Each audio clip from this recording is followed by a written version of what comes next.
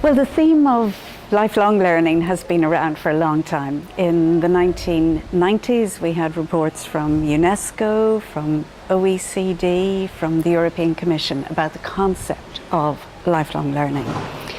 And that, of course, by definition means learning from cradle to grave. But in recent years, due to progress in medical science and the like, we have this fantastic, what some people are calling longevity dividend, where our demography is changing in Europe and globally, people are living longer.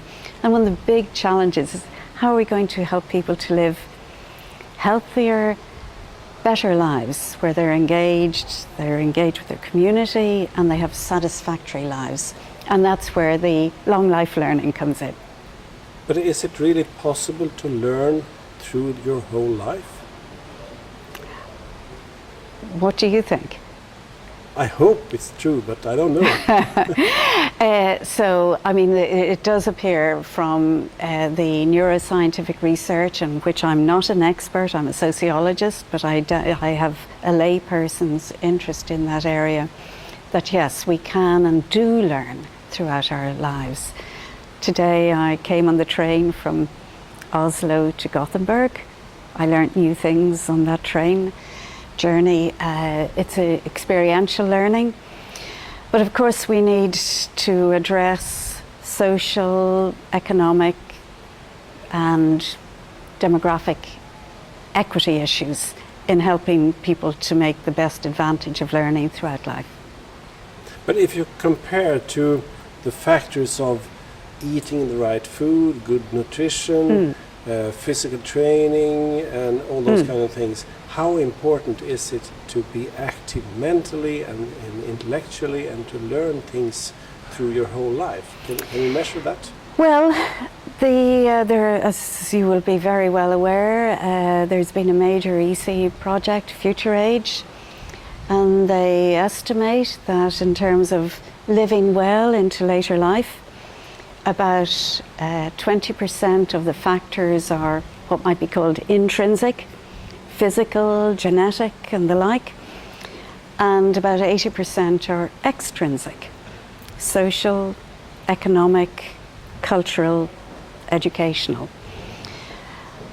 When we look at our research investment, it's exactly the opposite way around. So I think we don't yet know exactly how we can help our older adults to live better lives fully, but we do have a good idea.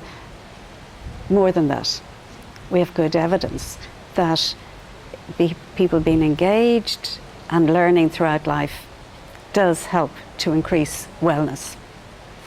How do you think we can change the main idea that when you're getting older you have a problem with your brain, you have a problem with your body?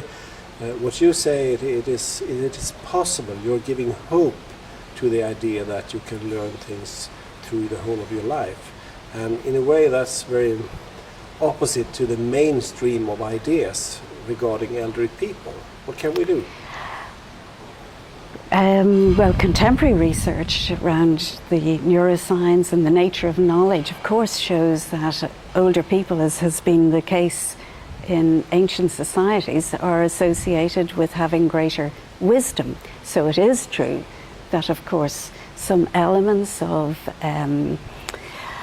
motor ability and memory, as she forgets, they may be impaired with age, but other elements of knowledge to do with wisdom, understanding, communication, engagement, intergenerational transfer, that these are elements that of course we value and should be valued with greater longevity. You're talking about wisdom.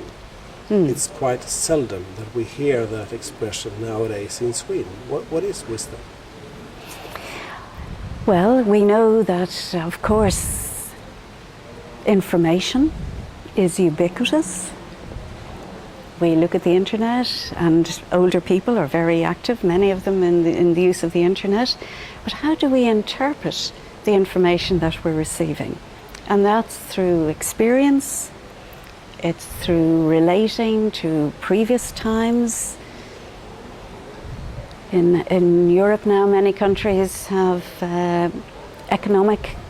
major economic downturn, not a minor, major economic crisis.